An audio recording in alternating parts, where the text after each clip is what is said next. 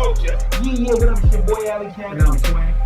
And you're now watching the Kultcha. One and only. Wake up, ass up.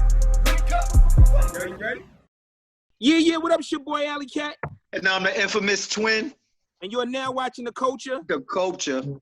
Now, I mean, we on Zoom. We doing a panel of what's going on in this epic times and events. I would like everybody to introduce themselves one at a time. I'm gonna start off with you, Mr. Pullins, aka Pastor Pullins. Yes, you sir. can introduce yourself. Hey, my name is Randy Pullings. I'm a pastor of Freedom Hill Chapel in Jacksonville, Florida. Okay. Lord, then we got Alan, Mr. Nurse over here. Introduce yourself as well. Hey, what's up, man? My name is Alan Nurse and from Queens, retired NYPD detective, narcotics. Okay. Then we have, aka my main man, Nathaniel Hezekiah. Can you introduce yourself and what you do? My name is Nathaniel Hezekiah. I'm a 10-year government professional, here ready to listen and learn. Okay. And then last but not least, we have Cool Cal. Tell them who you are, sir. My name, everybody know me in the streets is Cool Cal. My government name, my mother called me, name is Daryl Mitchell. Right. And Cool Cal was given to me by my hood. But we'll talk about that some other time when I get to introduce myself to my brothers individually. I respect all y'all brothers. Much love. Peace and love. And he did not, he lacked a mention. He's a small business. Okay. We have one more coming in. I'm the owner of Rockhead's Barbershop. I'm sorry. Thank you, Cal. Thank you. No doubt. Let's see. Let's get him in here. He's in. Is he in? Yeah. Put him in. So Pastor. God bless. we don't see your visual, Pastor. So we have another pastor on board. Please introduce yourself. We need your visual, please. We need to see you. Well, I'm kind of new to this, bro, so I got to figure this out. It should be a little, tap your screen. It should be somewhere it says video. It says stop video or video. You should be able to hit that button. It shows like a little camera. We'll give him a chance to get on it. We're gonna move forward. Okay, there we go. Please introduce yourself, Mr. Keith Michael. Am I saying it right? It's pronounced Michael, but that's all right. Close enough. Okay. No, we I've gonna get heard it. worse. So, introduce yourself. My name is Pastor Keith Michael. I was invited to this by my brother Cal. I'm the pastor of a church called Sheltered Arm Ministries in South Jamaica, Queens. Okay. So now, the topic of discussion here today, because everybody introduced themselves. I know we brung you in. We had a little technical difficulties. We gonna get it right, and we getting it right. This show is for the people, by the people. With the current events that's going on today, I mean, Twin, let's lead out, baby. Do what you do.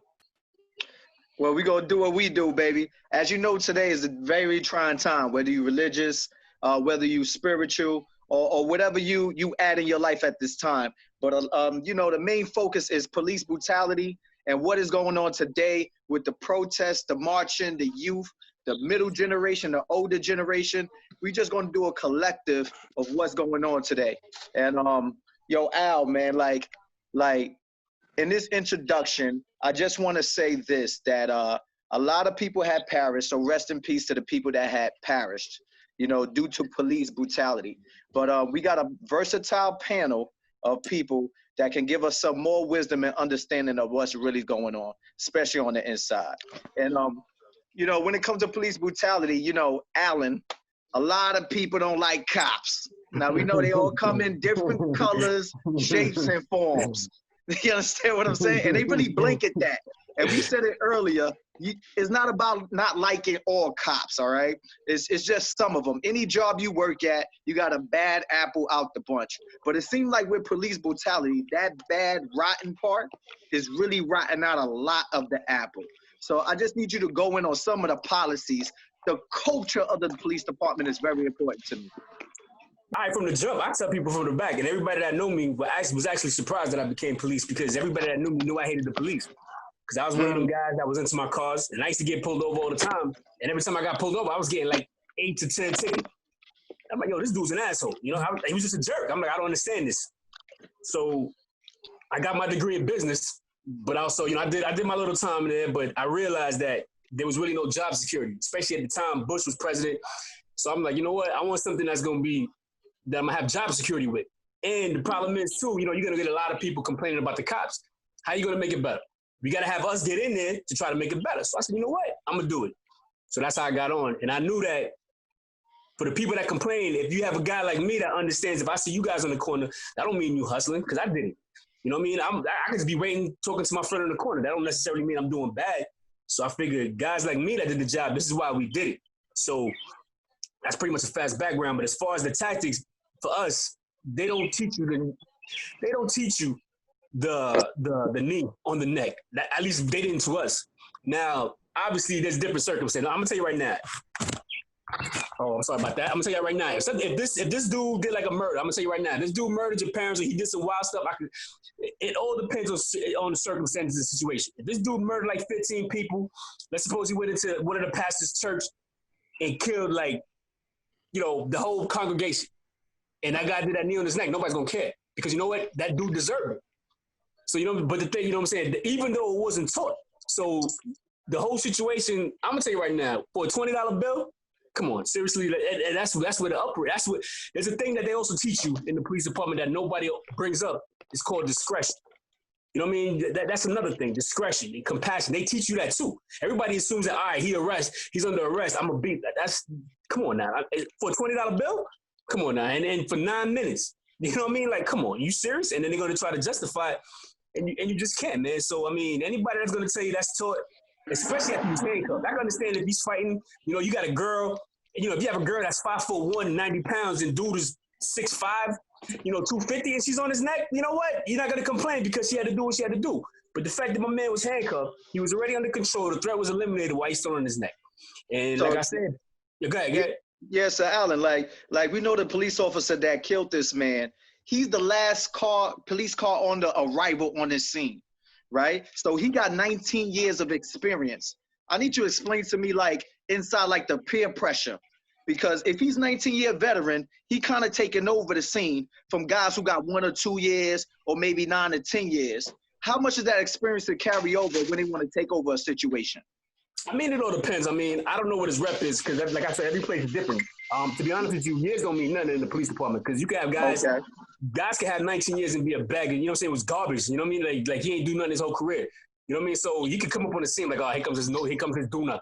So it all depends. So apparently this dude must have had rep and clout with his peoples because they let it rock. You know what I'm saying? So, but just because he had time on, like I said, I could tell you, I could point to 100 dudes that had 20 years was the biggest zeros in life. You know what I mean? And if they would have showed up at the crime scene, we'd be like, yeah, whatever, man, get the hell out of it.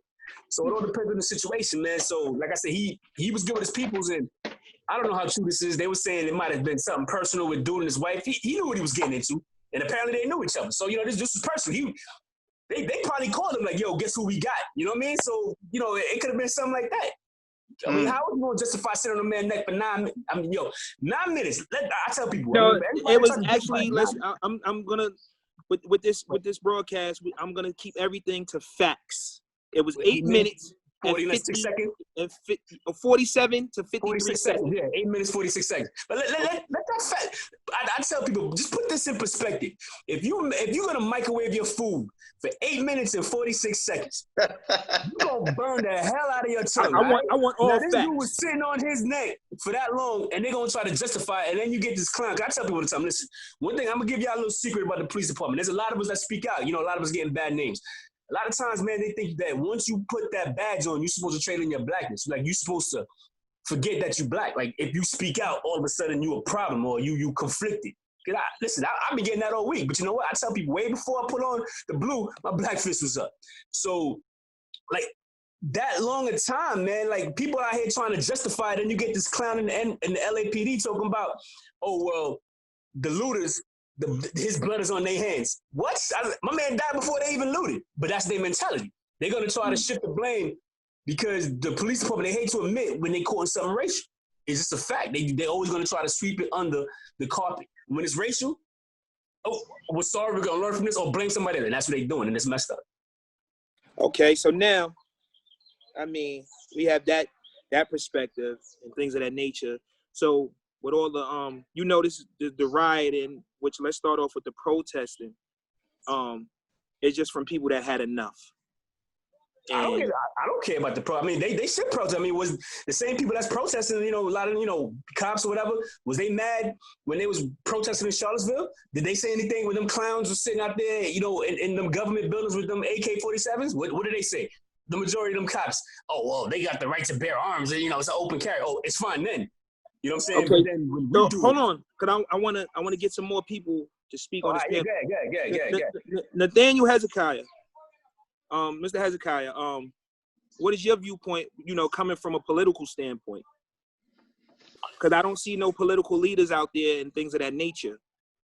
Well, I mean, political leaders, Keith Ellison, who is the Minnesota Attorney General, actually was the one who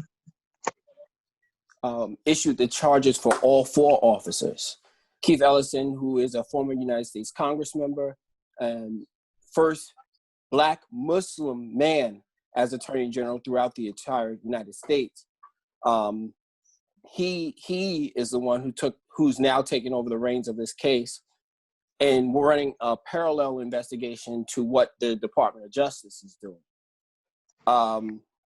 Locally, I mean, if you want to speak on locally in regards to maybe New York, there have been several elected officials throughout the city and the state that have been attending rallies, speaking to legislation packets that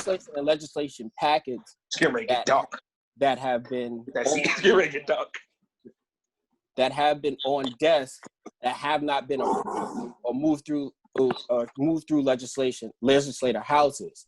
And so now it's the time to stand up and stand with elected officials to get this legislation passed.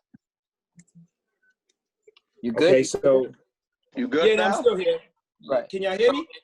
Yeah, we can hear you. And on the protesters end, people can scream and cry about damaged property. Yeah, I'm okay. Yeah, I'm good, man. I'm good. People can cry and scream about damaged property, but it's important to realize that life matters. You can get back property, but you can't get back somebody's life. And I can't speak about what the burning of buildings and things like that. The one thing that I do say to the people that are protesting is that if you burn down or if you damage the one supermarket or pharmacy in your community that's helping the seniors, you make sure you create an avenue for those seniors and those who need assistance.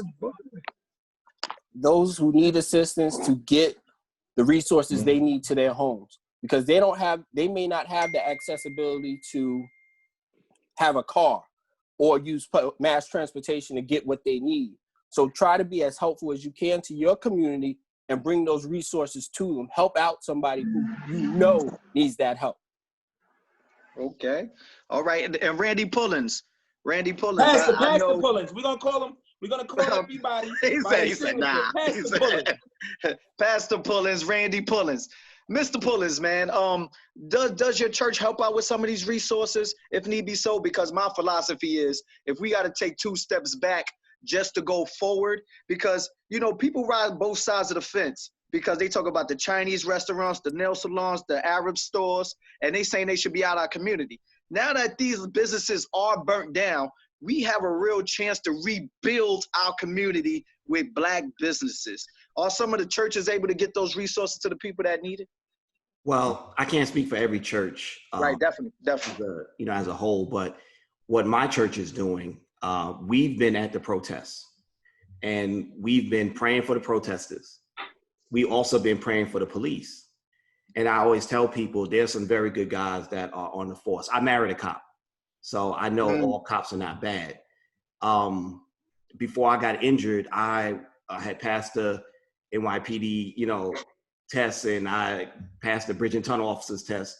So I was on my way to becoming one, but motorcycles got in between that.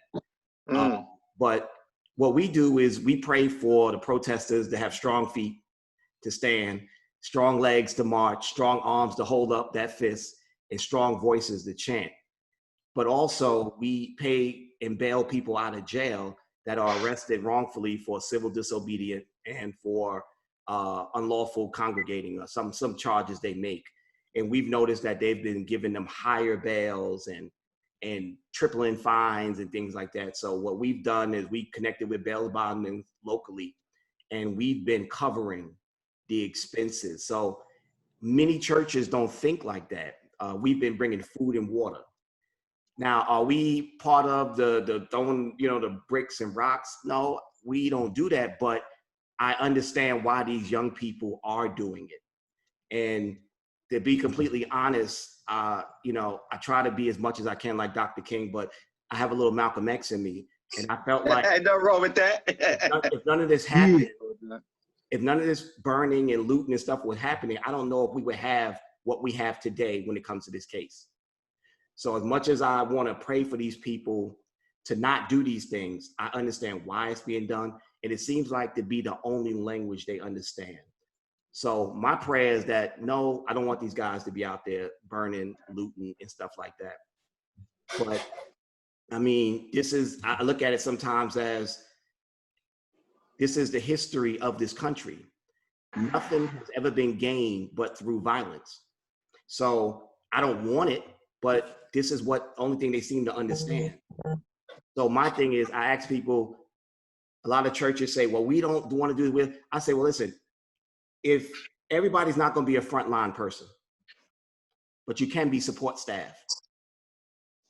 Whether you can sew, you stitching clothes or serving food, handing out water, or just praying for people. There are people, they have stations out there just for people that are getting maced to wash their eyes out. And these are innocent people. Now, I ain't talking about the looters now. If you get a looting charge, something like that, you got to get yourself out. But there are different things that you can do to be part of the program instead of making excuses and staying home and using the Bible to kind of find a way to get out of your responsibility to seek justice.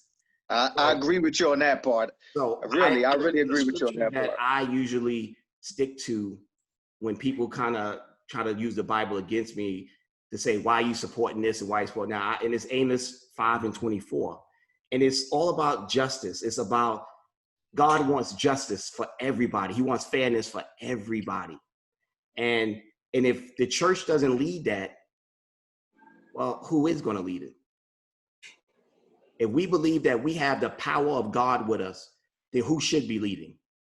Yes, sir. A lot of times we want worried about what we're going to lose and not really thinking about what we're going to gain. And I liked what he said, Al, because, I tell people all the time, we don't want equality, right? Because we only 14% of the population. We want 14%. fairness. 14% of the population, we want fairness. That's what we want. So I like that Mr. Pullins elaborated on that, definitely. And Cool Cow, man. Cool Cow, wake up, man. You woke, baby? You look slumped, man. Okay, baby. Nah, I'm manifesting, brother. So, I'm manifesting. I wanna, kind of get into that and elaborate on that, because with police, you ain't got time to figure out who's the good cops, who's the bad cops. You just living life, Cal. Do you understand what I'm saying? So it's like you go to an airline and an employee treats you bad upstairs. You're gonna say it's the whole airline. You know what I'm saying? Right. I got treated bad by this airline. Right. How do we navigate through that as a community? I would like to pass the baton to my brother Keith Michael right now, because the brother Randy Pullins was acknowledging some good rhetoric right there, and I appreciate that as well as you too, my brother Allen.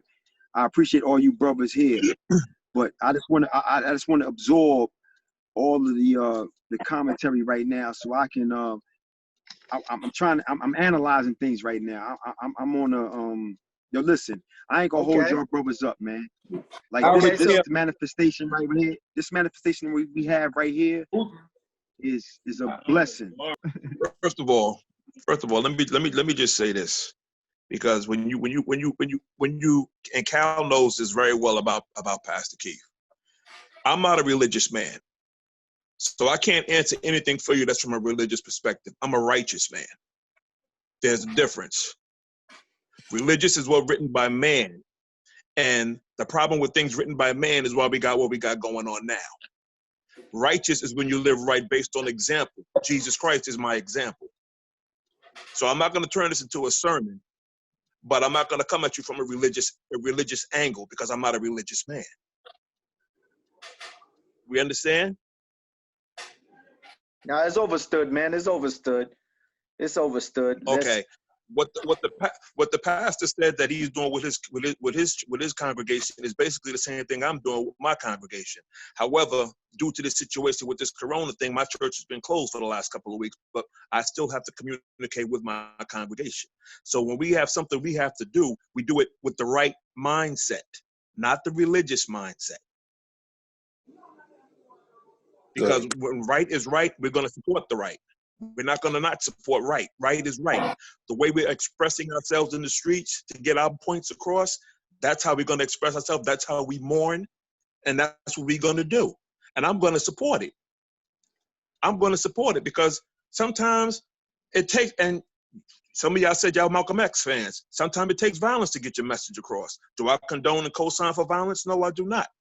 But if it's going to get the attention so we can get what's the wrongs corrected and made them right, then by all means, I'm going to support it. But please don't approach me and ask me from a religious aspect, because I can't give it to you. I'm righteous, not religious. Okay. All right. All right. So I want to ask you this, Mr. Michael, right? With your congregation, because you deal with the community and you deal with police officers. Right. Now, my thing is, people are married to police officers. People got brothers and sisters and cousins and family members that's police officers. Like my example was, it is hard to navigate on who is good cops versus who is the ignorant cop, right? A lot of times you don't have the time. How do you navigate through that when you're dealing with, police officers and stuff like that, especially with your church and congregation? Well, for me, you can't really decipher who's the good cop in the bad cop by what you see. You can't tell that from what you're looking at. Right. You got to know. You have to know the person by their character and the actions that they take and the things that they say and do. You can't look. I can't look at you and say you're a bad brother. I don't know that. Mm-hmm. I don't know that. I mean, the whole thing about. Go ahead. My point is this, right? If you're in a situation with 4 or 5 cops, some of them may be good, one may treat you nasty, but it's always seemed like in a lot of these situations, the nasty cop always get to do what he wants. And sometimes you try to reach out to the other cop. Like, you see what he's doing to me? He's hurting my arm. He's punching me. Why you let him do that to me? And the good cops, the decent cops, do not take control of that situation. So I'm basically asking on that standpoint. So we just don't have like an umbrella view about all cops and be like, yo, just from that experience, I feel like all cops are bad. Do you understand? Even the good ones don't want to help you. So I'm saying to you, of course you got to go to an individual to try to learn who they are. But that'll take a lot of time. That's what I'm saying. If you're in a situation, what's the best way you feel like we should navigate through that as young Black men in society? As young Black men, and respectfully, and I pray that I'm not stepping on nobody's toes when I say this. Okay. It's for us not to look at for us not to always look at how some of y'all said all cops is whatever. All cops is not. All cops is I forgot the terminology somebody said. They labeled the cops that way. They didn't label one cop or 2 cops that way. They said all cops are. We have to stop looking at all cops as being bad cops. We have to stop doing that. One of my best friends is a retired detective for NYPD. And I know he's not a bad dude. You just have to stop being so quick to judge and try to like point all people to be from the same. You could be from the same brand, but you ain't got to be the same item. You understand what I'm saying? Okay, so, Mr. Michael, so you're saying to me, you have a separation, and this is somewhat of a question. You have a separation of officers. You have good officers, bad officers. Because on a personal review, I can tell you my aunt's a cop. she's good to me. She's good to me, but I don't know how she acts on the street. And I think, and I have a good friend over here. That's why we all on the panel. Retired detective over here. I'll tell him, I think your organization, if you're a good cop and you turn your back, you're a piece of shit. You're not considered a good cop to me. Because if you turned your back while I was being falsely accused or racially profiled, and you was there, and the tyrant cop at the time, you know, like he said, it's a tyrant cop, and he's going in on me, and I'm looking at you, and you're supposed to be a good cop. Why you don't step in? So I guess me asking that. I wonder that question too, my brother. I wonder that question. So now me asking that, me saying that to you, I can understand it's a matter of opinion. Now I can turn around, and that's why I'm glad we have this panel, because now I can turn around and say, what do you feel about that, Alan? Yeah, Alan, please. See, elaborate on that, Alan. I never was in a situation, I can tell you from a personal standpoint that I never worked with anybody that did that. And I'm, like I said, narcotics, we was a family. Like I said, we was, it's not like a precinct. Even in the precincts, I work with good guys. I mean, there was always the dicks, but there was nothing that I seen that was like violated. And trust me, there's cops that check people, because I'm gonna tell you right now, like my background, my mom is Haitian, my pa's from Barbados. So what happens is every year, you know, during that Labor Day parade, everybody know, listen, shit pop off. Juve, Labor Day parade. So you might get some of these white cops that say something derogatory, oh, Savage Day parade. Please believe we check them when they say that. You know what I'm saying? So trust me, if we saw something that was messed up, we do something about it. Trust me, I've been in situations where things got hot and heavy. And listen, everybody know the unwritten rules. If you run from a cop, if you get caught, you might get hit. But it would never go overboard. You know what I'm saying? Like, there was still that respect. So luckily for me, I never personally experienced it. Now, you might have some guys that do it. And I'm going to say right now, there's two reasons why three reasons. Three reasons why they might not say nothing. One, they might be scared. That's number one. They know the job is real retaliatory, because they might be like, all right, well, if I say something, these guys are going to come back and, you know, they're going to transfer me to some other place. You know, they might be scared of that. You know, that's or they don't care. You know what I mean? But you can't be scared, man, because like I tell people, man, unfortunately, when you're a cop, especially when you're a cop and you're black, you're kind of like the man with no country. Because Brother Allen, let me ask you this. Yeah. Like, inside the force, man, and I respect you, my brother. Thank you for your service. Yeah. But why wasn't like I heard they got like 100 black cops and all that. Like, where's that organization at? Because it seems like it's enough black officers, and I've been encountered by a few black officers who turned on me when I reached out to them as being a black man in a situation where I was confronted by this oppression, and I reached out. I said, "Yo, my brother," and they looked at me like, "Yo, my man, like, nah, bruh, like this ain't it." And I got so offended, but I never disrespect them. You know what I mean? Because I'm different, and I learned to analyze certain situations, and I understand what they're going through. But I never had the opportunity, and I'm glad you here, my brother, to talk to a brother that was in that cult. That's like a cult, because you have a lot of racists. You're right. But those are the guys. And not only that, but the leaders of the cops are racist. No, that's not true. And I mean, you have to fight. There's guys like there's a couple groups like on Facebook, Noble. You know what I'm saying? That's one of the black groups. They very outspoken. So now the problem is, like what you said. Where they been though? Huh? No, they out. Listen, they out there, man. They out. Listen, something is small. Believe it or not, you might not see it, but if you see somebody like something as small as if somebody's frustrated and they screaming and cursing at you, yo, let them. Where the white cop might try to swing on you and arrest you, you just stand there and take it. Because I've been there, done that. That said that happened to me. You know what? Something like me just standing there letting you vent, that's me supporting you.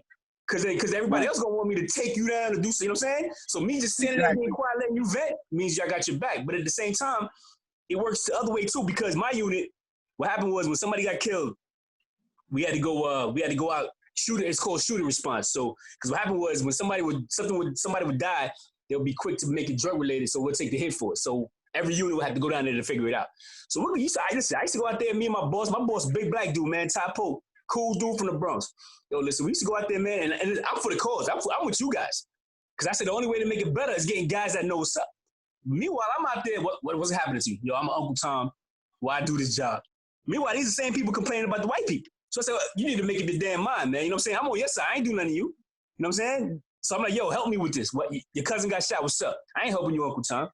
All right, so don't complain then. You know what I'm saying? I'm trying to help you. So it goes both ways. And like I said, some dudes, and it wasn't me. Some dudes hand in their blackness. You know what I'm saying? Listen, they automatically assume once you become a cop, you got to be Republican. You can't talk about a Republican president because he likes the police. What the fuck does that mean? You know what I'm saying? Like, everybody, listen, I'm not trading in my blackness, man. Like, I'm supposed to get mad if I see a brother getting beat up for no reason. Because at the end of the day, everybody's your brother until you off duty. You know what I'm saying? Because I still get pulled over. Now you my brother. I show you my badge and my ID. The hell you put me over for in the first place?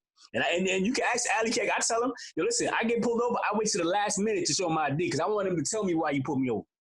Then once you pull me over, now hold on. Let me chime in. Let me chime in on that because it was shown on social media. Black man. The Fed, he looked right? like he was straight from Africa. Yeah, the Fed, yeah. He was all. I know everybody saw this. You're racial profile. Am I? Yeah, you're wrong. You're assuming I'm someone that I'm not. Are you Jake? No, I'm not Jake. Hi, you look like Jake. There you go. I look like Jake. Yeah, but you're Jake. No. Yes, you are. No, I'm opposite. You're Jake. Okay. Get out of my face, man. You guys are harassing me. Yes, you guys are. Hey, that's You're fucking harassing me. harassing Yes, you are. No. He's harassing me. Why are you harassing me?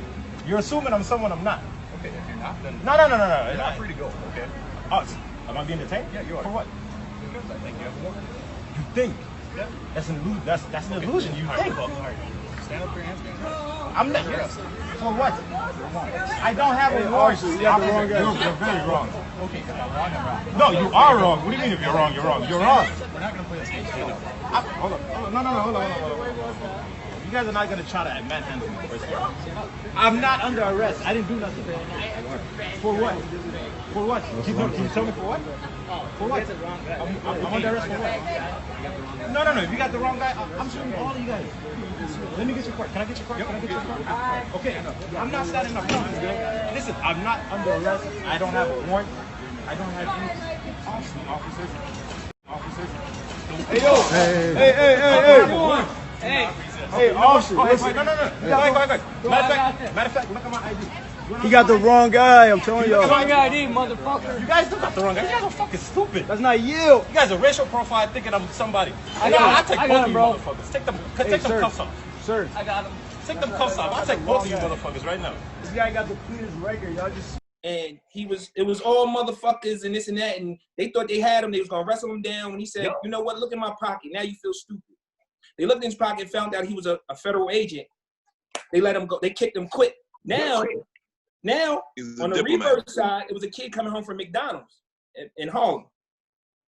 He gets pulled over. They did the same thing to him, but his ID didn't say a federal agent, so he didn't get lucky, and they still ran the bullshit, but he knew his rights. And he was standing there, and we have that. I have that. It's all over Instagram. It's all over the social media. There's a ton of people with a black jacket, sir. How many go? Show me. It's 2 in the morning. I just got up for work. Okay, so you're the I don't need it's 7 cops out here by myself. I live on 114th Street. I walk this route every day. You asked me why you're stopped. Why was I stopped? So why'd you come out and straight search me? You had no right to come and detain me for no reason. Am I being detained right now? Being detained. What am I being detained for, officer? Can you let me know? Description. Fit the description. That's first of all, that's not illegal. It's not a crime for fitting the description. For what crime? What crime? Can I have a sergeant here, please? Can I have a sergeant? Can you let me know what crime did I commit, sir? What crime was that? Fitting the description? That's not a crime, officer. And you know that's not a crime. We know that's not a crime. Fitting the description of someone, you're not even saying their light skin, their height. You're not saying their size. You're not saying their body weight. You're just saying by clothes description. This gentleman got a gray hoodie on. You ain't gonna say, hey, he fit the description. You're not saying if he's a black male, African American. Y'all didn't say anything. Y'all just jumped out searching me. Y'all can't do that. Y'all can't do that because I'm black. I know my rights. Y'all can't do that to me. Fitting the description is not a crime. First of all, you have to either tell me if I'm going to do a crime or you suspect me of committing a crime. I didn't do anything. Committing a crime. What crime did I commit, sir? What suspect? Excuse me? assault? Yes. Who I assaulted, officer? Because I didn't assault anybody. I can clock out for my job. When did you see me assault someone?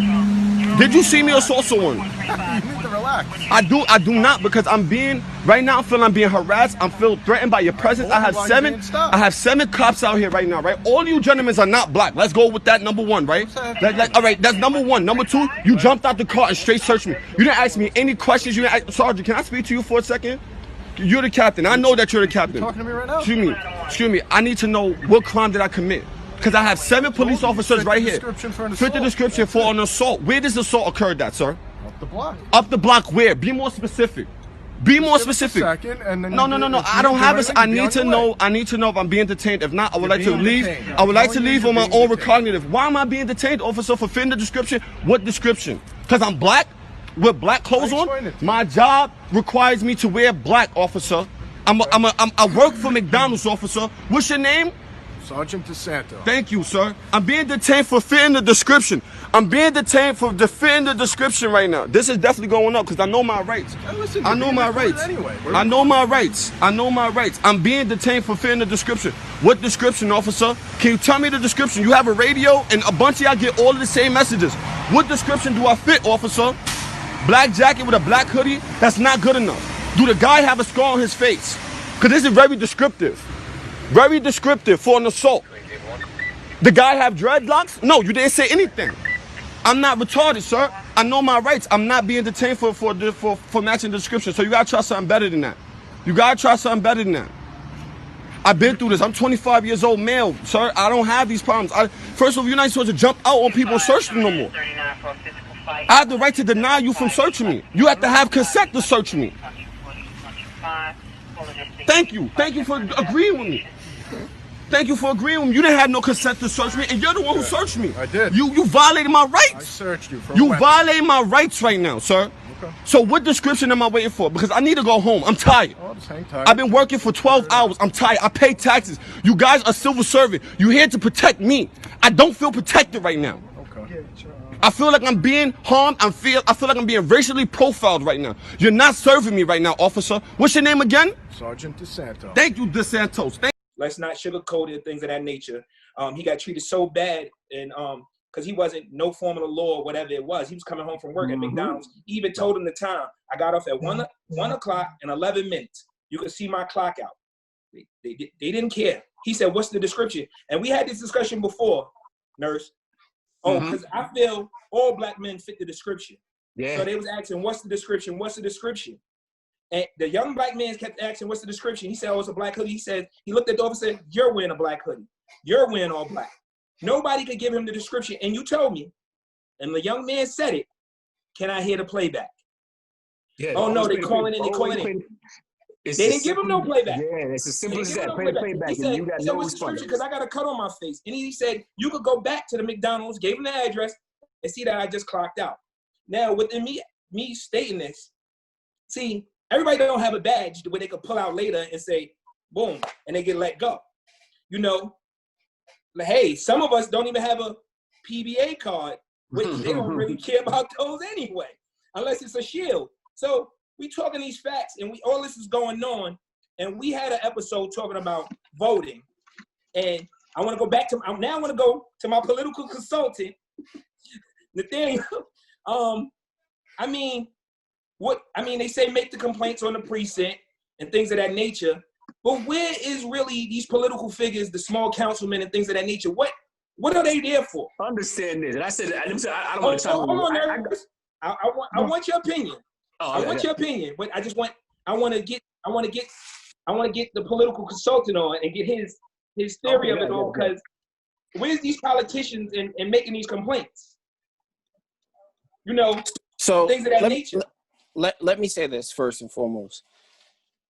It shouldn't matter your title on how you're treated by the police department. You shouldn't have to identify yourself as a former police officer, a current police officer, an elected official, you name it. Your title shouldn't measure how you're treated by the police department. You're supposed to automatically be treated a way that is acceptable by every police officer throughout the force. That's the reality. Now you speak about where the elected officials, and I can speak to, I think it was it's been throughout the city of New York, where the state senator Myrie in Brooklyn was pepper sprayed and arrested. Yes, he was. He was. And there was another assemblywoman who was with him in Brooklyn, and she was also pepper sprayed. Pepper spray, yes. And it's important to understand that somebody had mentioned, well, look at these elected officials. They're out there, they're protesting with the people, but they still get the same treatment. And I say that because before I open my mouth, before you know who I work for, you know I'm a black man. And that's something that has to be realized. Now, when you talk about legislation and things of that nature, there is the 50A bill that Governor Cuomo, the repeal of 50A that Governor Cuomo had briefly mentioned, but other elected officials have been quite vocal about that repeal, because that is the law that allows the criminal records not the criminal records, that allows the disciplinary action against the police here in New York State to be sealed and not actually visible. So there's a rally tomorrow at pretty much every city hall, every borough hall in New York City and a couple of other city halls throughout the state, with members of the New York State Assembly, Senate, and maybe some federal members will also be involved in those protests. But that is something that people can join in on and support. This is All Right, Right, and that's it.